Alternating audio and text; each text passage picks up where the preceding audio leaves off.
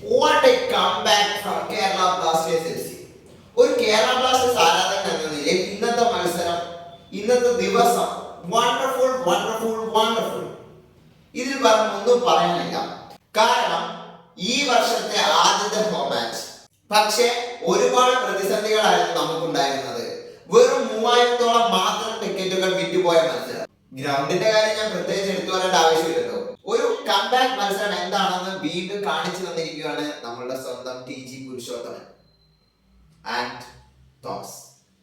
ഈ ഒരു മത്സരത്തെ കുറിച്ച് വിലയിരുത്തിയാണെങ്കിൽ ആദ്യ 4 മിനിറ്റിനുള്ളിൽ തന്നെ ജെറിയിലൂടെ ഒഡീഷ FC ലീഡ് നേടുകയാണ്. അതിനുശേഷം ഫസ്റ്റ് ഹാഫിൽ വേണ്ടത്ര പുളകം കൊള്ളിക്കുന്ന കാഴ്ചകളൊന്നും ഇല്ലായിരുന്നു. ഒരു മീഡിയം ഒരു ഫസ്റ്റ് ഹാഫ് ആയിരുന്നു. കാര്യം ഒഡീഷ ഒന്നും കളിച്ചില്ല. പക്ഷേ കേരള ബ്ലാസ്റ്റേഴ്സ് കളിച്ചത് മൊത്തം ഒഡീഷ ഡിഫെൻഡ് ചെയ്ത് കളഞ്ഞ ഒരു സൂപ്പർ ഡിഫെൻസീവ് മാച്ചാണ് ഒഡീഷ ഫസ്റ്റ് ഹാഫിൽ കളിച്ചത്. അത് തന്നെയാണ് അവർ സെക്കൻഡ് ഹാഫിൽ കളിച്ചത്. പക്ഷെ 60-ാമത്തെ മിനിറ്റിൽ നമ്മളുടെ കരിമ്പുലി ഉഗ്രതാണ്ഡവമാണ് കേരള ബ്ലാസ്റ്റേഴ്സിനെ ഒപ്പം എത്തിക്കുന്നു. സിംഗിന്റെ ഒരു കിടിലൻ പാസ്, മുന്നിൽ അമരീന്ദർ സിംഗ് മാത്രം. അമരീന്ദറിനെ നൈസ് ആയിട്ട് കട്ട് ചെയ്ത് ചെങ്ങായി ഗോൾ നേടി. പിന്നെ അദ്ദേഹത്തിന്റെ സ്ഥിര celebration. What a man.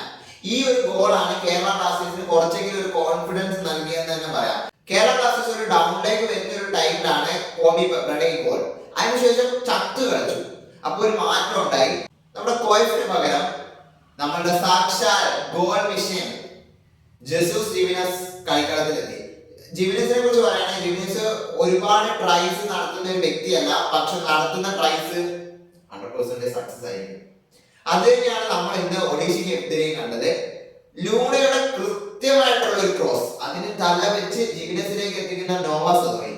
Yes, വീണ്ടും ആ മനുഷ്യൻ കേരള ബ്ലാസ്റ്റേഴ്സിനെ മുന്നിൽ എത്തിച്ചിരിക്കുന്നു. എടുത്തു പറയാം, ജെസൂസ് ജിമിനസ്, നമ്മളുടെ ജീസസ് വീണ്ടും അവതരിച്ചിരിക്കുന്നു. 3 മത്സരങ്ങൾ പരിക്ക് മൂലം നഷ്ടമായതിന്റെ എല്ലാ ക്ഷീണവും അദ്ദേഹം ഇന്ന് തീർത്തിട്ടുണ്ട്.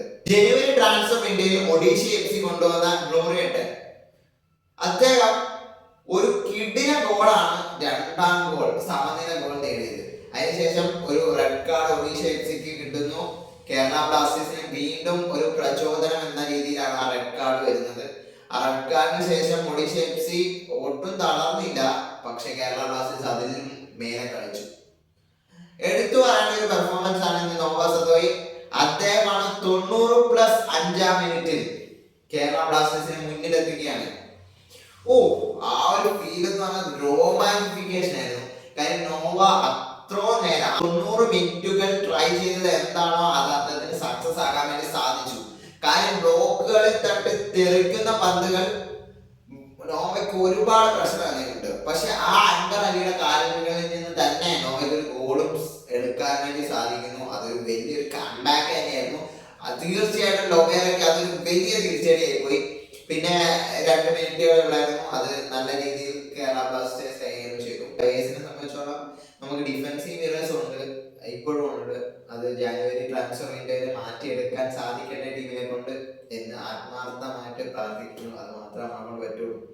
ഓക്കെ, അടുത്ത വീഡിയോയിൽ കാണാം. ശ്രീ കൃഷ്ണ. Bye by.